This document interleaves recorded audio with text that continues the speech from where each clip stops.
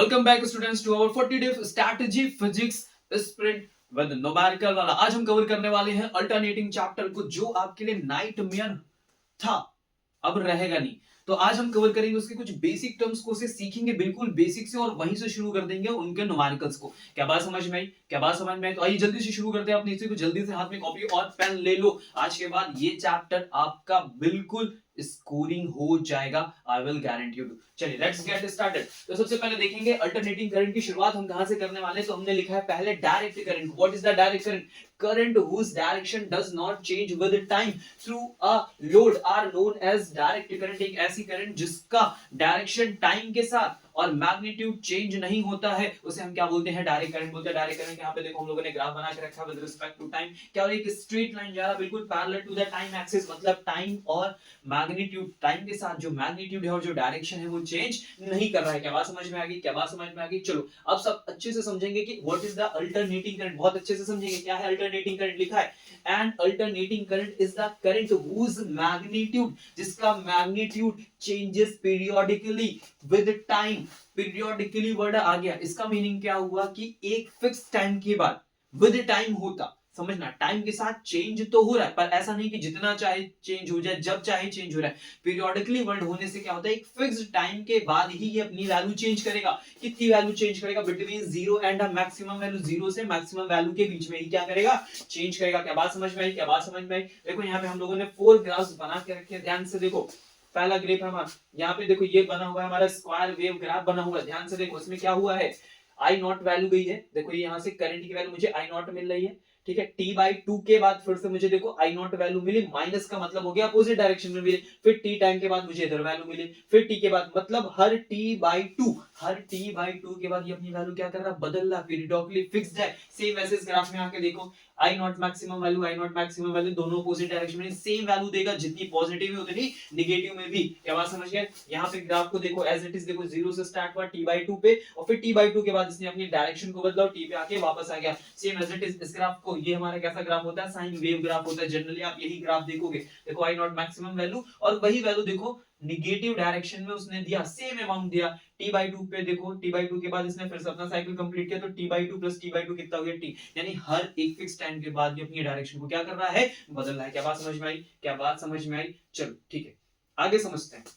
देखो यहाँ पे क्या लिखा है, in most of cases alternating current supply would mean a sinusoidal variation. Sinusoidal variation का मतलब हो गया साइन वेव की ग्राफ बात कर रहे हैं, ठीक है। तो अगर साइन वेव का ग्राफ होगा तो उसी के टर्म में वैल्यूज भी क्या करेंगे? वेरिएट करेंगे। उसी के टर्म में क्या होंगी? वैल्यू वेरिएट करेंगे। जरा देखो हमने क्या लिखा हुआ है यहाँ पे, ग्राफ इक्वेशन क्या मिली है? I is equal to I naught sin omega t। I is equal to I naught sin omega t के फॉर्म में हमें ये क्या मिलेगा? देखने को मिलता है। क्लियर है? I naught क्या रिप्रेजेंट करेगा वो सब हम देख रहे हैं। तो सिंपल देखो, I is equal to क्या होता है? इंस्टेंटेनियस। ये कौन सी करंट है? क्योंकि टाइम कंटीन्यूअस चेंज होगा तो ये वैल्यू भी चेंज होगी, इसीलिए इसको क्या बोलते हैं? Instantaneous current. I naught क्या होता है? Peak value. क्या होती है? Peak value. और इसे एम्पलीट्यूड भी बोलते हैं। बहुत सारे न्यूमेरिकल्स में से पीक वैल्यू ना बोल के एम्पलीट्यूड कैलकुलेट करने के लिए बोला जाता है। समझ गए? इस बात को ध्यान रखना। अब जरा देखो, इस साइन के साथ जो वैल्यू लिखी होती है, साइन हो गया, कॉस हो गया, इनके साथ जो भी वैल्यू आपको देखने को मिलेगी हम उसे क्या बोलेंगे? फेज बोलेंगे। क्या बोलेंगे भाई? फेज बोलेंगे। देखो अब फेज में दो टर्म्स है, ओमेगा और टी है, तो टी को हम बोलेंगे इंस्टेंटेनियस टाइम, जो लगातार चेंज होता रहता है। ओमेगा क्या है? हमारी एंगुलर फ्रीक्वेंसी। अगर मैं ओमेगा को आगे ब्रेक करता हूं तो ओमेगा इज इक्वल टू होता है 2π/t। क्या होता है? 2π/t। 2π/t इसमें जो कैपिटल टी है क्या है? टाइम पीरियड, एक फिक्स वैल्यू है। इसलिए टाइम पीरियड का मीनिंग क्या होगा कि एक साइकिल इसमें कंप्लीट होता है, that is the time period. F क्या होती है? फ्रीक्वेंसी होता है। दूसरा फॉर्मूला 2πf। एफ क्या है यहाँ पे? फ्रीक्वेंसी। क्या बात समझ गए? क्या बात समझ गए? चलो थोड़ा और क्लैरिटी के लिए बढ़ते हैं आगे। अब हम लोग बात करेंगे अल्टरनेटिंग ईएमएफ पे। जैसे हमारी करंट वेरिएट होती है एज इट इज हमारा ईएमएफ भी वेरिएट होता है। क्या ईएमएफ का फॉर्मूला लिखा है? Is equal to E naught sine omega T. ठीक है, ये क्या होगा भाई? इंस्टेंटेनियस ईएमएफ होगा। ई नॉट क्या होगा? पीक वैल्यू होगी या फिर एम्पलीट्यूड होगा। ओमेगा टी क्या होगा? फेज होगा एंड बाकी वैल्यू एज इट इज। क्या बात समझ गए? क्या बात समझे? चलो जल्दी से बढ़ते हैं आगे और थोड़ी सी क्लैरिटी और थोड़ी सी इंफॉर्मेशन को ऐड करते हैं जल्दी जल्दी से। क्या बात समझ में आ रही? यहां तक सबको बात समझ में आ गई? ओके चलो अब जरा देखो, लिखा है relation between EMF and current. EMF और करंट के बीच में थोड़ा सा रिलेशन समझ लेते हैं कि कैसे काम करते हैं। चलो ध्यान से देखो, अगर मुझे करंट कैलकुलेट करना है तो I is equal to E by R। कैसे पता? Ohm's law, V is equal to IR। V भी क्या होता है? पोटेंशियल होता है। E भी क्या होता है? पोटेंशियल होता है। तो I is equal to E by R। समझ गए? I नॉट होगा तो E नॉट by R, ये पीक वैल्यू है। समझ गए बात को? ओके अगर मैग्नीट्यूड के लिए समझो तुम तो मुझे I की वैल्यू तब मिलती है जब मैं E को किसी टर्म से डिवाइड करूं, मतलब मैग्नीट्यूड में ये वैल्यू ज्यादा रहेगी और ये वैल्यू क्या रहेगी, कम रहेगी। क्या बात समझ गए? अब जरा देखो, मैं जो ग्राफ तुम्हें बना के दिखाने जा रहा हूं वो ग्राफ किसके हैं, is equal to E naught sine omega T की, ठीक है। I is equal to I naught sine omega T, दोनों में फेज देखो ओमेगा टी है। अगर मैं बोलूं इनका फेज डिफरेंस कितना है तो कितना हो गया, 0 हो गया। इसका मीनिंग समझ, तो इसका मतलब ये हुआ कि जिस टाइम पे ईएमएफ 0 होगा करंट भी 0 हो जाएगा, जिस टाइम पे करंट 0 होगा ईएमएफ भी 0 हो जाएगा। क्या बात समझ में आ रही? जो वैल्यू जिस टाइम पे मैक्सिमम होगी तो दूसरी वैल्यू भी मैक्सिमम, अगर करंट मैक्सिमम है तो ईएमएफ मैक्सिमम, अगर करंट 0 है तो ईएमएफ 0। फेज डिफरेंस 0 होने का ये मतलब होता है। क्या बात समझ में आई? क्या बात समझ में आई? चलो आ जाओ देखते हैं, शुरू करते हैं लोग। तो हमारा ये ग्राफ बना हुआ है साइन का। सर ये ग्राफ यहां से स्टार्ट हुआ, यहां से ही क्यों स्टार्ट हुआ? क्वेश्चन आपका राइज होना चाहिए कि सर ये ग्राफ जो है वो यहां से ही क्यों स्टार्ट है। तो कैसे, जरा समझो। हर टाइम एक्सिस पे पहले टाइम की वैल्यू क्या होगी, 0 होगी। हर चीज 0 से स्टार्ट होगी। अगर मैं t की वैल्यू को 0 यहां पुट कर दूं, ठीक है, यहां पुट कर दूं 0 और यहां 0 पुट कर दूं, तो ये क्या बनेगा, साइन 0। साइन 0 की वैल्यू क्या होती है, 0। मतलब ये पूरा पार्ट क्या हो जाएगा, 0 हो जाएगा। यहां 0 पुट करोगे तो ये भी पूरा पार्ट क्या हो जाएगा, 0 हो जाएगा। मतलब जब टाइम 0 होगा तो उस टाइम पे मेरी वैल्यू क्या होगी, 0 होगी। इसलिए मेरा ग्राफ यहां से स्टार्ट हुआ। देखो दोनों वैल्यू यहां से स्टार्ट हुई। उसके बाद देखो इस वैल्यू ने पाई बाय 2 के बाद अपनी मैक्सिमम वैल्यू दी, तो इसने भी अपनी मैक्सिमम वैल्यू दी। क्या बात समझ में आ रही है? फिर जब ये पोटेंशियल का ग्राफ देखो यहाँ आके 0 हो रहा, उसी टाइम पे देखो करंट भी आके 0 हो रहा। फिर देखो ये वैल्यू अपने मैक्सिमम पे गया तो ये वैल्यू भी अपने मैक्सिमम पे गया। क्या बात समझ में आ रही है? किसका ग्राफ है, बी का ग्राफ है, किसका ग्राफ, आई ग्राफ। तो दोनों एक ही टाइम पे मैक्सिमम, एक ही टाइम पे 0, एक ही टाइम पे मैक्सिमम, एक ही टाइम पे 0, क्योंकि फेज डिफरेंस नहीं है, क्योंकि फेज डिफरेंस नहीं है। क्या बात समझ में आई? Are you getting my points? Clarity हुई सबको? ओके चलो इसे थोड़ा और अच्छे से समझते हैं। मान लो कि एग्जामिनर ने तुम्हें साइन ओमेगा टी का ग्राफ ना देके कॉस का दे दे, क्योंकि हम साइन का याद करके रखते हैं, हमारे दिमाग में एकदम रट गया, घुस गया, क्योंकि हमने यही पढ़ा है। अब मान लो कॉस दे दे तो फिर हम फंस जाएंगे। तो अगर उसने कॉस का ग्राफ दे दिया तो कुछ बहुत बड़ी बात नहीं। देखो is equal to E naught cos omega t दिख रहा है, I is equal to I naught cos omega t दिख रहा है। Simple, clear. बस मुझे क्या चेक करना, मेरा ग्राफ वहां किससे स्टार्ट हुआ था, 0 से। 0 वैल्यू से कैसे पता चला था, टी को हमने 0 रख के देखा, यहाँ पे टी को 0 रख के देखो। जैसे टी को 0 रखोगे यहाँ पे और टी को 0 रखोगे यहाँ पे, तो टी 0 हुआ तो क्या बन गया, cos 0। यहाँ भी बन गया cos 0। cos 0 की वैल्यू कितनी होती है भाई, cos 0 की वैल्यू होती है सर 1 होती है। अगर 1 हो गई तो e की वैल्यू मुझे क्या मिल गई, e नॉट। i की वैल्यू मुझे क्या मिल गई, i नॉट। यानी जब t 0 होगा तो उस टाइम पे ईएमएफ अपनी मैक्सिमम वैल्यू देगा, करंट अपनी मैक्सिमम वैल्यू देगा। क्या बात समझ में? वहां क्या हो रहा था, वहां क्या हो रहा था, जरा देखो, थोड़ा सा कंपैरिजन करके देखते हैं, थोड़ा सा कंपैरिजन करके देखते हैं। तो देखो जैसे t 0 हुआ तो ये 0 हो गया, लेकिन यहाँ के t 0 पे क्या हो रहा है, ये अपना मैक्सिमम दे। देखो इसलिए हमारे ग्राफ यहाँ से स्टार्ट हुए। इन्होंने यहाँ से शुरू किया, t 0 पे अपनी मैक्सिमम वैल्यू दी, ठीक है। अगले पाई बाय 2 के बाद देखो ये मैक्सिमम हो गया था साइन में, लेकिन कॉस में देखो पाई बाय 2 पे ये वैल्यू 0 हो गई। मतलब कितना गैप चलेगा, पाई बाय 2 का गैप चलेगा। क्या बात समझ में आ रही? वो पाई बाय 2 पे मैक्सिमम, तो कॉस वाला क्या करेगा, उस टाइम पे 0 होगा। जब ये अपने 0 पे पहुंचेगा, देखो पाई पे 0 पहुंचा तो ये पाई पे अपना मैक्सिमम पहुंच गया। जब ये 3 पाई बाय 2 पे मैक्सिमम गया तो ये 3 पाई बाय 2 पे 0 हो गया। क्या बात समझ में? क्या बात समझ में? बस कितना गैप रहेगा, पाई बाय 2 का। जिस टाइम पे ये मैक्सिमम उस टाइम पे ये मिनिमम, जिस टाइम पे ये मिनिमम इस टाइम पे ये मैक्सिमम, बस इतना गैप रहेगा। क्या बात समझ में? अगर कॉस के साथ क्वेश्चन मिला तो कर लोगे। Are you getting my points? Okay समझ गए बात को? चलो आगे बढ़ते हैं, आगे बढ़ते हैं, थोड़ी सी और इंपॉर्टेंट चीजों को ऐड करते हैं। क्या है, एवरेज मीन वैल्यू और इफेक्टिव वैल्यूज हमने नहीं। देखो इनके डेरिवेशन हम अगले वीडियो में बहुत अच्छी क्लैरिटी के साथ करने वाले। अभी बस हम इनको इसलिए सीख रहे हैं ताकि न्यूमेरिकल्स में इनसे हेल्प ले सकें। तो देखो जरा क्या होती है एवरेज और मीन वैल्यू। तो आई एवरेज का फॉर्मूला लिखा 2i नॉट बाई पाई। अगर मैं पाई 2 टर्म्स को कैलकुलेट करूं तो लिख सकता हूं 0.637 i नॉट। ठीक है, क्या बात समझ में है? अब इसका मतलब समझो, इसका मतलब समझो, इसका मतलब होता है 63.7% ऑफ पीक वैल्यू। किसका, पीक वैल्यू का 3.7% ऑफ AC गिव्स एवरेज या मीन वैल्यू ऑफ AC। अगर मुझसे कहा जाए कि ये इसकी मीन वैल्यू है तो ये मैक्सिमम वैल्यू का कितना परसेंट है, केवल 63.7% ही है सर। क्या बात समझ गए? क्या बात समझ गए? चलो अब जरा इफेक्टिव वैल्यू के बारे में पढ़ो। इफेक्टिव वैल्यू या फिर इसे बोलते हैं RMS रूट मीन स्क्वायर। ठीक है, I RMS is equal to I naught by root two, peak value का बाई रूट टू को सॉल्व किया 0.70 आई नॉट। ठीक है, याद रखना, न्यूमेरिकल में हेल्प करेगा। इसका मतलब क्या हुआ, इसका मतलब क्या हुआ, 70.7% of the I not, 70.7% of the I not. मतलब पीक वैल्यू का जब इतना परसेंट होगा तो वो क्या कहलाएगा, इफेक्टिव या फिर RMS वैल्यू। आरी बात समझ में? क्लैरिटी हुआ कि ये टॉपिक्स क्या है, समझ में आया? समझ में आया, मतलब समझ में आया।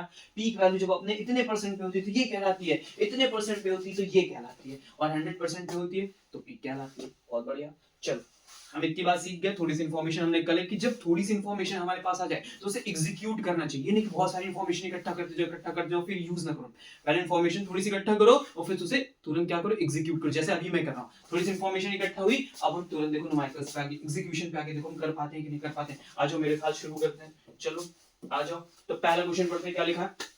A voltage signal is described by V is equal to V naught। V की वैल्यू V naught होती है फॉर कब, जब टाइम मेरा जीरो से ज्यादा, जीरो के इक्वल और उससे ग्रेटर देन है, और लेस देन t/2, मतलब t/2 रिप्रेजेंट कर रहा है हाफ साइकिल को। जीरो से शुरू किया, आधे साइकिल में V की वैल्यू क्या चली, मैक्सिमम। ऐसे समझो, ग्राफ ऐसे क्या, जीरो से स्टार्ट हुआ और ऐसे आधे में तो इतना बनेगा ना, हाफ ग्राफ बनेगा। तो हाफ ग्राफ में देखो हमको मैक्सिमम वैल्यू मिल रही, V naught मिलना मिलना मिलना, समझे। फिर अगले आधे वाले में क्या हुआ, अगले आधे वाले में, समझ मेरी बात को, अगले आधे वाले में क्या हुआ, ऐसे अगले वाले आधे में क्या हुआ, यहां से वैल्यू t/2 से लेके इसके पूरे t के बीच में चली, तो v की वैल्यू जीरो मिल रही मुझे, ठीक है। तो अगले हाफ साइकिल में मुझे जीरो मिला, अगले हाफ साइकिल में मुझे मैक्सिमम मिला, इस तरह से इन्होंने बोला हुआ है। तो अब बताओ इट्स आरएमएस वैल्यू, तो इसकी आरएमएस वैल्यू क्या होगी। फिलहाल अगर तुम्हें आरएमएस वैल्यू के बारे में पता है तो वो आरएमएस वैल्यू, पीक वैल्यू क्या क्या होती है, 1/√2 टाइम्स होती है। अब इस बात को कैलकुलेट कैसे करेंगे, फिलहाल तो आंसर क्या सर यही है, 100% आंसर यही है। चलो आ जाओ सीखते हैं कि कैलकुलेशन कैसे करेंगे, ठीक है। समझ लेते हैं इसी बहाने, लगे हाँ मिल गया ये क्वेश्चन तो कर डालते हैं। 23 का क्वेश्चन है, देखो क्या होती है भाई, IRMS को जब हम सॉल्व करने जाते हैं तो IRMS होता है हमारा, ठीक है। चलो सॉरी, आई नहीं, VRMS पे बात हुई है, IRMS VRMS सेम फॉर्मूला बनते हैं। देखो कैसे होगा, ये लिखा मैंने 1/t, हमने लगाया इंटीग्रेशन, ये लिखा v² dt। ये सर कैसे लिख लिया आपने, तो root mean square, root mean के लिए टाइम से डिवाइड किया, स्क्वायर के लिए v पे स्क्वायर लगा दिया, तीनों चीजें आ गई तो बन गया रूट मीन स्क्वायर, ठीक है। अभी क्या हुआ है कि इस पूरी वैल्यू को हम दो पार्ट में ब्रेक करेंगे, ठीक है। तो ब्रेक करते हैं सर। देखो हमसे क्या बोला गया है कि एक बार जो वैल्यू है वो जीरो से जब t/2 थी तो उस टाइम पे ये वैल्यू मैक्सिमम थी, तो हमने मैक्सिमम रख दी, dt लगा दिया, फिर लगाओ प्लस, फिर से लगाओ इंटीग्रेशन। अब अगली बार जो टाइमिंग है हमारा वो स्टार्ट हुआ t/2 से और कहां तक गया, t तक। तो t/2 से जब t गया तो उस समय v की वैल्यू देखो यहाँ लिखी जीरो रिप्रेजेंट हुई, तो भैया यहाँ जीरो का स्क्वायर लगा दो, यहाँ लगा दो, dt लगा दो, ये कर दिया हमने। नीचे वाला पार्ट तो पूरा तुम्हारा जीरो हो गया, ठीक है, हो गया जीरो भाई। तो अंदर अब क्या बचा, 1/t, ठीक है। अब इस इंटीग्रेशन करने जाए तो v² dt के रिस्पेक्ट में तो क्या है, कांस्टेंट है, तो उसको उठा के बाहर कर दिया, अंदर क्या बचा भाई, dt बचा dt। अब dt का इंटीग्रेशन करोगे तो भाई dt क्या बन जाएगा, t बन जाएगा। देखो dt को मैं सॉल्व करता हूं, क्या बन गया t, लिमिट कहां से कहां तक है, तो 0 से t/2 की लिमिट है, तो 0 से t/2 की लिमिट लगाई। लिमिट कैसे पुट करते हैं सर, एक बार अपर वैल्यू माइनस एक बार लोअर वैल्यू, नहीं फाइनल मुझे क्या मिलेगा, केवल t/2 मिलेगा। चलो इसके अंदर लाके वैल्यू रखा जाए, अंदर लाके वैल्यू रखा जाए, ठीक है। तो देखो यहाँ पे लिखा मैंने v0² मल्टीप्लाई पूरे को सॉल्व करके मुझे क्या मिला भाई, t/2 मिला, यहाँ मिला t, t से t कट गया। तो अगला क्या बचा मेरे पास यहाँ पे, तो यहाँ पे बचा मेरे पास v0² अपॉन में 2। जरा इस वैल्यू को बाहर निकालो, तो स्क्वायर से कैंसिल हो गया भाई, तो v0 बचा और अपॉन में क्या बचेगा, √2। यही तो आंसर आ रहा था सर, यही तो आंसर आ रहा था, इसीलिए हम लोगों ने इसको क्या कर लिया, पहले से टिक किया। कैलकुलेशन समझ में आया, स्क्रीनशॉट ले लो उसका। ओके, मान लो सॉल्यूशन करने के लिए आ जाए तो फिर कैसे करोगे, यू गेट इट। आगे बात समझ में, पहला क्वेश्चन क्लियर हुआ सर, सिंपल। ओके चलो क्वेश्चन नंबर 2 पढ़ते हैं और एकदम बेसिक्स आते हैं। अच्छा क्या, the electric means in a house are marked to 20 volt and 50 hertz, write down the equation for the instantaneous voltage। ठीक है, अब सबसे इंपॉर्टेंट बात इसको आप अपने नोट्स में लिख लो कि जब भी मुझे न्यूमेरिकल में पोटेंशियल की वैल्यू गिवन की जाएगी बिना कुछ कहे बिना कुछ बताए, तो वो हमेशा आरएमएस की वैल्यू की। देखो इस क्वेश्चन में कहीं लिखा है आरएमएस, कहीं लिखा है मैक्सिमम वैल्यू, कुछ नहीं लिखा। तो जो भी घर में आपके सप्लाई होती है करंट, जो भी घर में आपके करंट सप्लाई होती है जिसे हम मेजर करते हैं, उसे हम क्या बोलते हैं, आरएमएस बोलते हैं। भाई आरएमएस करंट होगा, भाई आरएमएस पोटेंशियल होगा। क्या बात समझ में आ गई। तो जो वैल्यू दी जाएगी वो हमेशा क्या होगा, आरएमएस होगा। तो मुझे क्या गिवन है यहाँ पे, मुझे गिवन है वी आरएमएस कितना गिवन है भाई, 220 वोल्ट गिवन है, और फ्रीक्वेंसी कितनी गिवन है भाई, मुझे 50 हर्ट्ज गिवन है। क्वेश्चन मुझसे क्या कह रहा है, write down the equation for the instantaneous voltage. Instantaneous voltage की इक्वेशन क्या होती है, E is equal to E naught sin omega t। तो मुझे क्या क्या निकालना पड़ेगा, मुझे E naught निकालना पड़ेगा, that is the maximum value, और मुझे ओमेगा निकालना पड़ेगा। जैसे दो वैल्यू निकालेंगे हमारी बात बन जाएगी। चलो आओ निकालते हैं। तो E naught का E RMS के साथ क्या रिलेशन होता है, तो √2 से अगर मल्टीप्लाई कर दिया जाए E RMS को तो बात बन जाती है। तो यहाँ लिखा भाई हमने √2, E RMS की वैल्यू हमारे पास कितनी है, 220 लिखी हुई है। तो दैट इज द 220 वोल्ट। आपस में मल्टीप्लाई करेंगे तो ये आंसर आएगा 311 वोल्ट के आसपास में। ये पीक वैल्यू, ठीक है, आपका जो घर में स्टेबलाइजर है मैक्सिमम जो कितना मेजर करता है 311 मेजर करता है। आज ओमेगा निकालें तो ओमेगा क्या होता है भाई 2 पाई एफ, ठीक है, तो ये लिखा 2 into पाई एफ कितना गिवन था हमें 50 गिवन है, तो ये लिखा मैंने 50 को 2 से मल्टीप्लाई करोगे तो कितना हो गया 100। पाई की वैल्यू क्या होती है भाई 3.14, अगर मैं मल्टीप्लाई करूं तो क्या हो गया 314 आ गया 314। चलो सारी वैल्यू लाओ और यहाँ पे रख दो, तो is equal to E naught की जगह भाई लिखेंगे 311, लिखे साइन ओमेगा की जगह लिखेंगे 314, that's your final answer. Simple. क्या बात समझ में कर लोगे? इक्वेशन बनाने के लिए आएगा तो कर लोगे, बोर्ड में ऐसा क्वेश्चन पूछेगा तो हो जाएगा सिंपल तरीके से। Get it? चलो बहुत बढ़िया बहुत बढ़िया। चलते क्वेश्चन नंबर 3 को करते हैं। क्वेश्चन नंबर 3 पढ़ेंगे।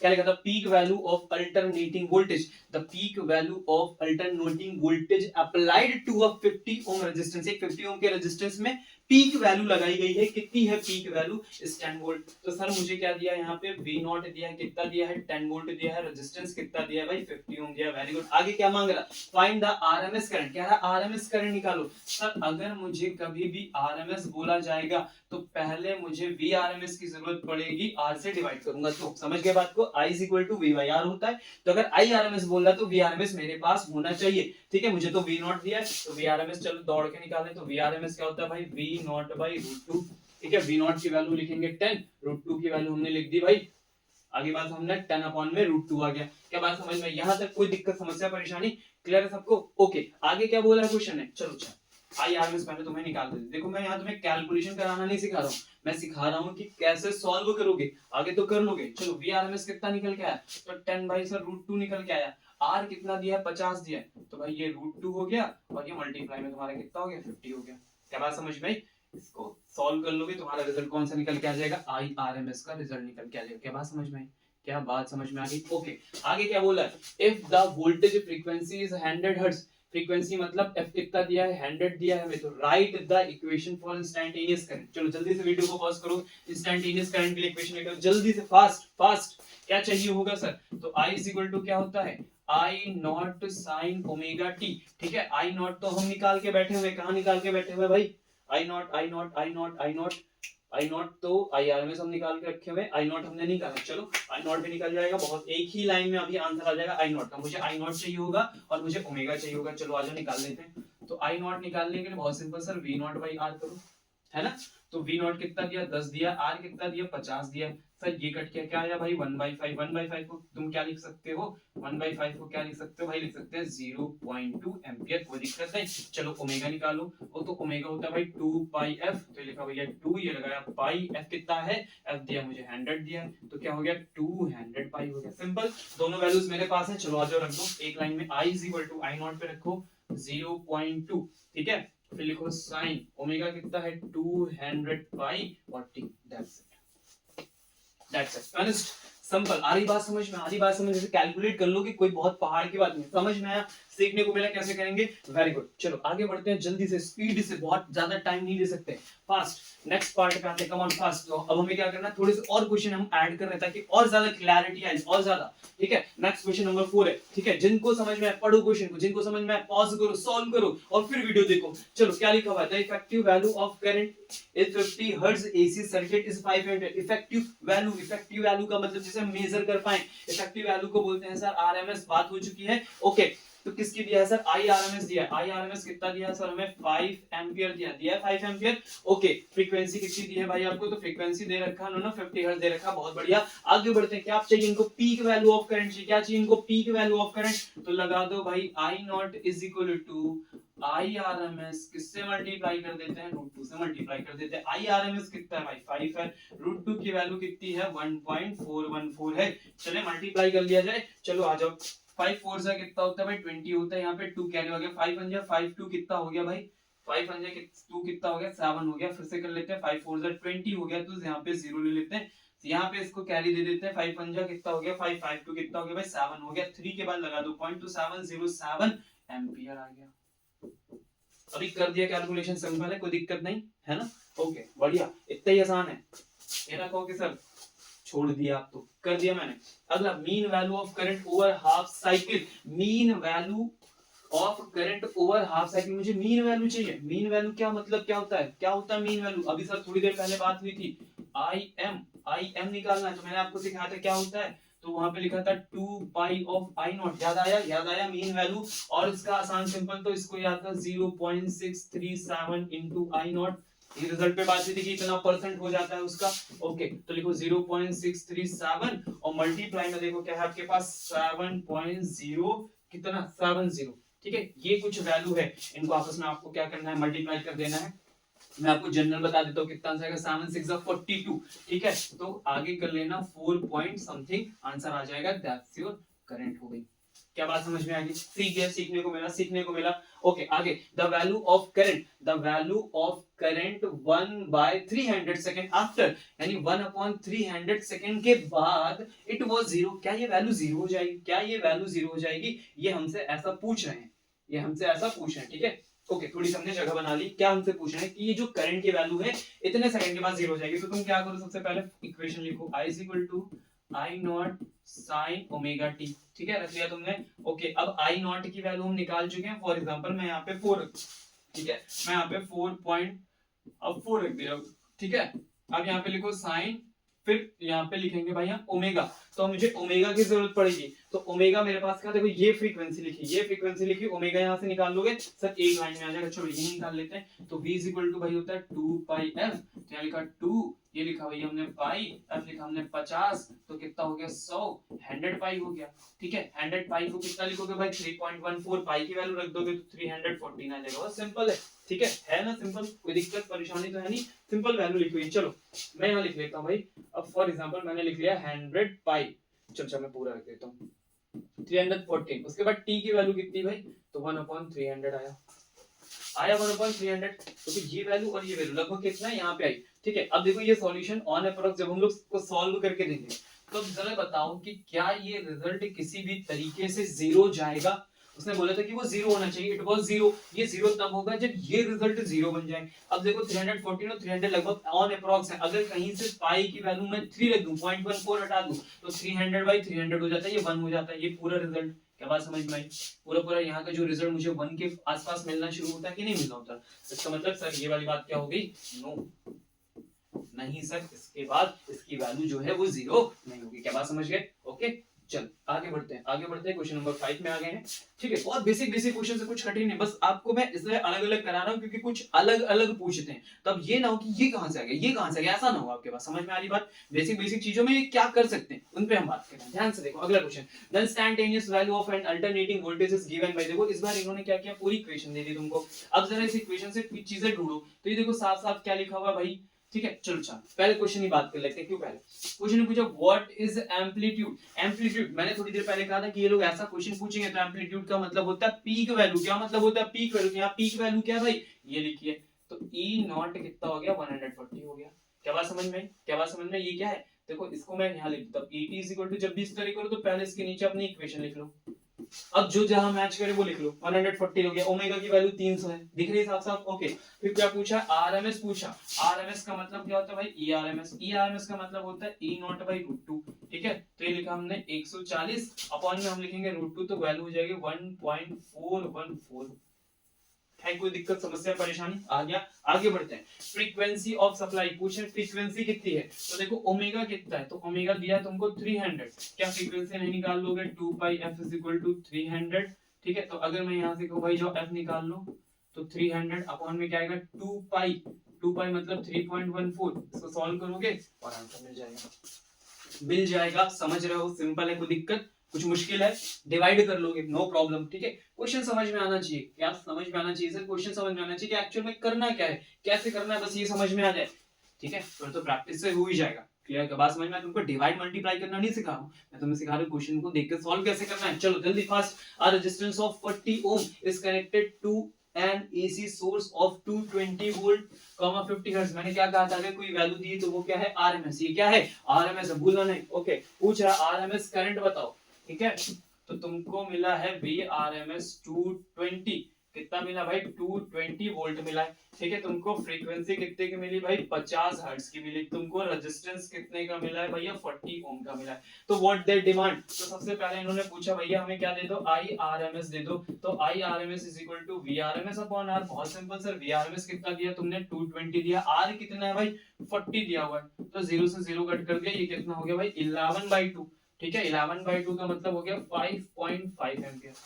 It's very simple. आगे बढ़ते हैं, सेकंड पॉइंट क्या बोले थे, maximum instantaneous current in the resistor. Maximum instantaneous, अरे भैया मैक्सिमम इंस्टैन्टेनियस को क्या बोलते हैं, आई नॉट बोलते हैं। मैक्सिमम वैल्यू कितनी जाएगी, पीक ही जाएगी, तो भाई हो गया आई नॉट मांग रहे, तो आई नॉट कैसे दोगे, आई आर एम एस को मल्टीप्लाई कर दोगे किससे, √2 से, तो 5.5 को मल्टीप्लाई कर देंगे 1.414 से।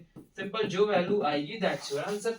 आसान है, सिंपल है, मुश्किल लग रहा कुछ नहीं सर, कतई नहीं, बिल्कुल नहीं, किसी प्रकार से।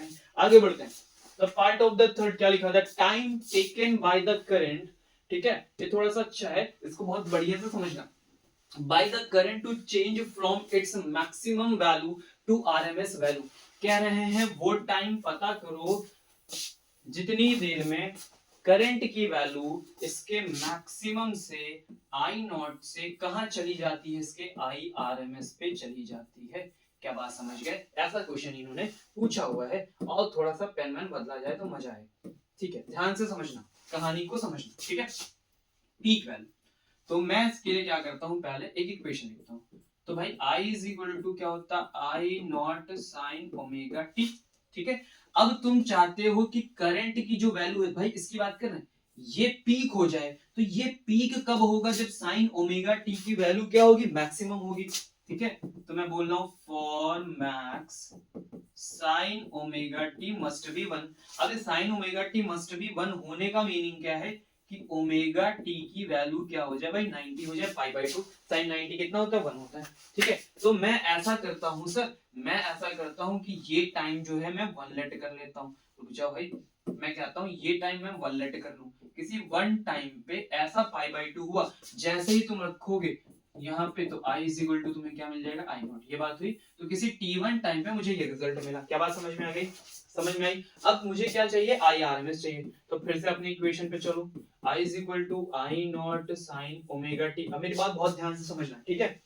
आई आर एम एस, ये value I R M S बन जाए, ये value I R M S बन जाए, तो ये कब बनेगी, जब आई नॉट के अपॉन में √2 आ जाए। जब आई नॉट के अपॉन में √2 आएगा तो तुरंत ये खुद ही अपने आप आई आर एम एस हो जाएगा। तो ये आई नॉट की वैल्यू के अपॉन में √2 कैसे आएगा, जब साइन ओमेगा टी में कुछ चेंज कर दो। तो जरा देखो, अगर मेरा पूरा साइन ओमेगा टी का रिजल्ट कितना हो जाए, मेरा साइन ओमेगा टी का रिजल्ट कितना हो जाए, ध्यान समझना, ये जो पूरी वैल्यू है इसका आंसर 1/√2 हो जाए, तो ये √2 डिवाइड करके आई आर एम एस बना देगा। इसका मतलब ओमेगा टी में कितना चाहिए मुझे, तो वो मुझे चाहिए π/4 45 डिग्री। क्या बात समझ में, क्या बात समझ में, क्या बात समझ में आई, आई, ठीक है। तो अब ये π/4 हमें पहुंचना है, ठीक है। क्या बात समझे, क्या पहुंचना है, π/4 पहुंचना है। तो टोटल फेज कितना बदल जाएगा, देखो π/2 पे मेरी वैल्यू मैक्सिमम थी, फिर इसमें π/4 और ऐड होना चाहिए, इसमें π/4 और ऐड होना चाहिए, तब जाके इसके अपॉन में √2 आएगा। यानी इस बात को मैं कैसे लिखूं, देखो ये रिजल्ट मुझे लाना है, ठीक है। जो टाइम आया है ओमेगा t2 वाला टाइम आया, वो एक्चुअल में कितने फेज के बाद आया होगा, तो देखो π/4 मुझे चाहिए, लेकिन आएगा किसके बाद, π/2 ये और π/4 ये। कहने का मतलब ये है कि टोटल फेज कितना हो गया भाई, तो ओमेगा t2 का टोटल फेज कितना हुआ, π/2 π/4। भाई T1 पे जब वो था, तो ओमेगा T1 की जब रिजल्ट पे था, तो उस समय π/2 पे थे हम।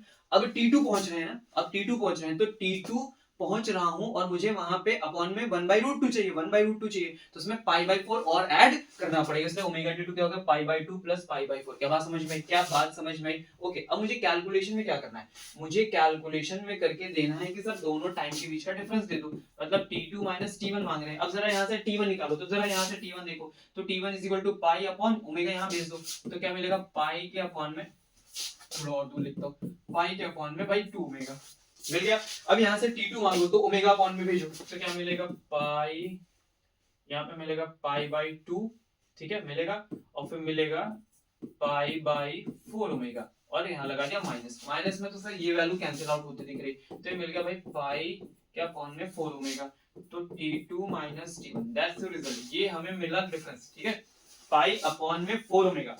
अब हम चाहें तो यहाँ पे अपनी वैल्यूज को पुट अप कर सकते हैं, ठीक है। तो पाई तो तुम जानते हो, ओमेगा कितना भाई दिया था, ओमेगा हम लोगों ने निकाला है क्या यहाँ पे, ओमेगा ओमेगा ओमेगा ओमेगा क्या निकाल के रखा है हमने, नहीं निकाला, तो चलो आ जाओ फिर कर ही लेते हैं। तो भाई ये लिखो यहाँ पे पाई, यहाँ लिखो 4, यहाँ लिखो 2 पाई एफ, ठीक है। तो ये लो पाई से पाई कैंसिल कर दिया हमने, तो 1/4 इंटू 2, और पाई कितना दिया, वो फ्रीक्वेंसी कितनी थी 50, ठीक है, 4 2 8, ठीक है, 1/400 सेकेंड।